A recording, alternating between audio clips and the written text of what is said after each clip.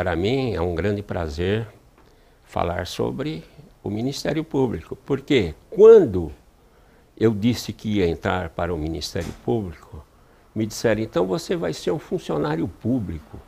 Eu disse, não, jamais serei um funcionário público, porque o funcionário público tem hora para entrar, tem hora para sair, e tem horários de trabalho, 8 horas. E o Ministério Público não existe nada disso.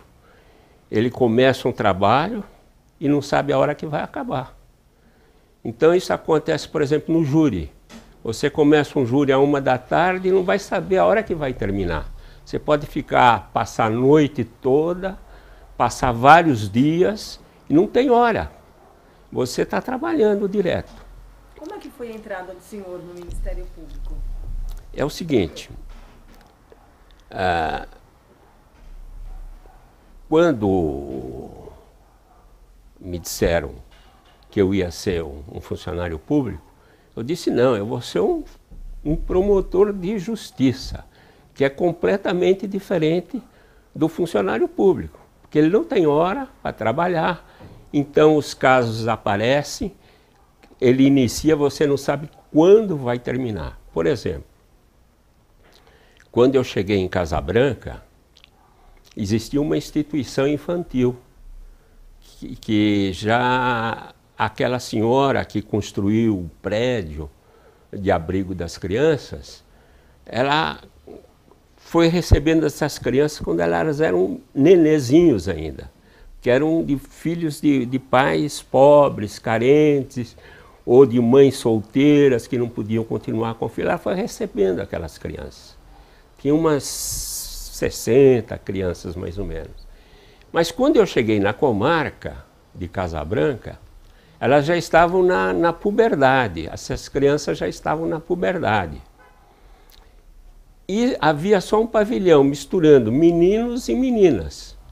E na puberdade é um problema muito sério, porque era um pavilhão só para meninos e meninas.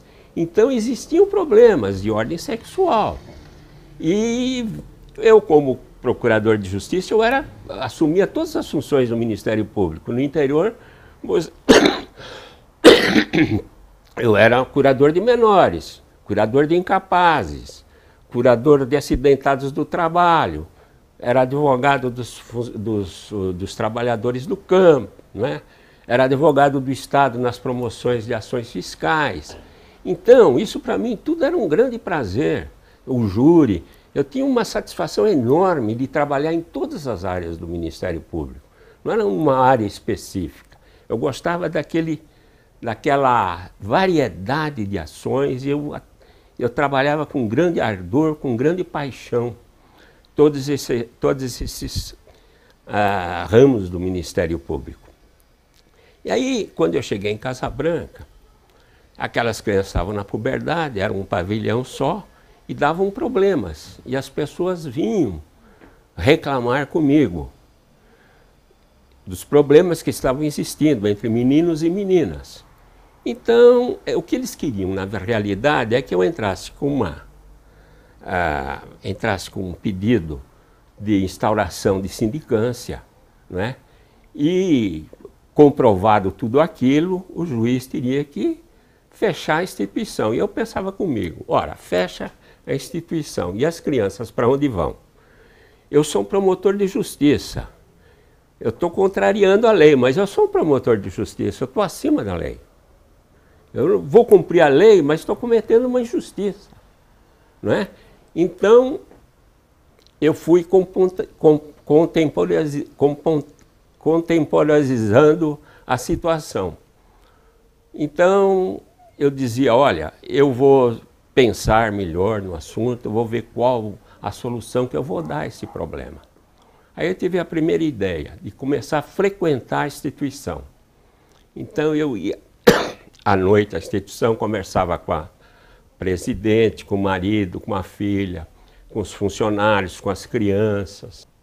E aí quando as pessoas vinham conversar comigo, eu disse, olha, eu estou indo lá e com a minha presença o pessoal toma mais cuidado e está havendo uma melhoria no relacionamento.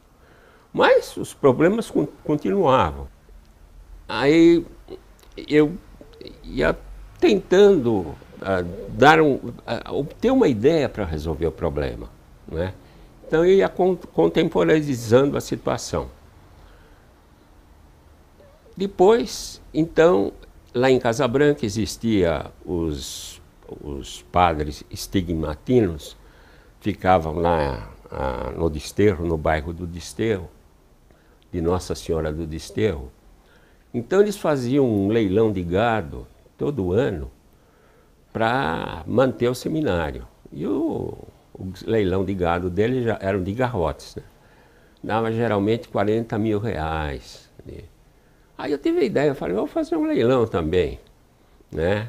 Aí procurei então um pecuarista que se trabalhou no campo e que ele se fez, acabou comprando umas terras, tendo seu gado e tal. Era uma pessoa do campo, um pecuarista nato nas terras, lá no campo, né, nas invernadas. E um oficial de justiça que eu conhecia falou, doutor, eu vou te apresentar ele. Eu fui conversar com ele, o apelido dele morava em São Sebastião da Grama. O nome dele, o apelido era Tião Pituca. Eu fui conversar com ele, falei, Tião Pituca, você conhece todos os fazendeiros da região? Mas eu não os conheço, agora eles me conhecem. Eu gostaria que você fosse me apresentar a eles, que eu quero fazer um leilão de gado. Ele topou, então todos os dias, às 6h30 da manhã, ele me procurava em casa e nós saímos visitando as fazendas. Durante 3 meses, nós visitamos 30 fazendeiros. E cada um deles parece conta de mentiroso, mas não é. Cada um deles doou 2 cabeças de garrotinhos, não boi formado, garrotinhos. Todos eles me deram 2, os 30, eu consegui 60 garrotes. E fizemos o leilão. E o leilão dos padres, que dava 40 mil, o nosso deu 60 mil. E naquela época, o Erasmo Carlos estava em evidência na televisão, no rádio. Era um fenômeno social muito grande. Acontece que ele tinha um conjuntinho musical. E o baterista do conjunto era o Rubinho, era filho de um advogado amigo meu. Então eu disse, eu vou a São Paulo, vou procurar o Rubinho. Conversei com o Rubinho. Rubinho, conversa com o Erasmo, vai à Casa Branca, dá um show lá que eu preciso arrecadar dinheiro para uma instituição infantil lá da cidade. E o Erasmo foi. E deu 2 shows, um das 8 às 10 da noite e o outro das 10 à meia-noite. E esses 2 shows renderam 40 mil reais. Com 60 da arrecadação de gado, eu consegui 100 mil reais. Com esses 100 mil reais, eu construí um novo pavilhão. E aí separei os meninos das meninas. Então, eu não cumpri a lei, mas fiz justiça, consegui justiça, né? Separei os meninos da menina, cumpri a minha missão de curador de menores, não é? De uma forma, embora infringindo a lei, mas praticando a justiça, porque o meu objetivo sempre foi buscar a justiça.